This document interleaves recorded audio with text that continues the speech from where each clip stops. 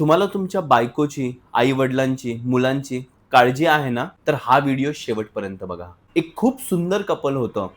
लग्नाला जवळपास 4 ते 5 वर्ष झाली होती. मध्यमवर्गीय फॅमिली, पण स्वप्न मात्र खूप मोठे. स्वतःचं घर घ्यायचं, स्वतःची गाडी घ्यायची, मुलांचं चांगलं शिक्षण व्हायला पाहिजे. हे खूप छोटे-छोटे त्यांचे स्वप्न होते. दोघेही खूप खुश होते. मुलगा जवळपास 33-34 वर्षांचा असेल आणि मुलगी जवळपास एक 29-30 वर्षांची असेल. बाहेरून बघितलं ना, तर एकदम परफेक्ट कपल. खूप छान वाटत होतं आणि ऐकायलाही छान वाटतंय, नाही का? असंच एक सकाळी त्याचा अचानक छातीमध्ये दुखायला लागलं. कपल स्मार्ट होते. लगेच हॉस्पिटलची गाठ धरली.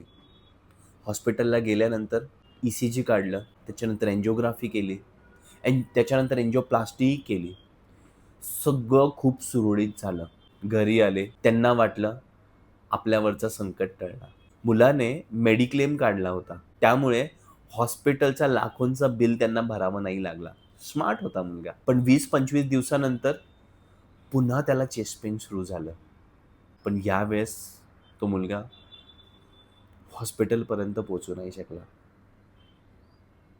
आणि जेव्हा हॉस्पिटलमध्ये पोहोचला, तेव्हा त्याला डॉक्टरांनी डेड डिक्लेअर केलं. त्या मुलाचे आई-वडील नव्हते आणि त्या मुलीचेही नव्हते. त्यामुळे पूर्ण घराची जबाबदारी एका क्षणातच तिच्यावरती पोहोचली.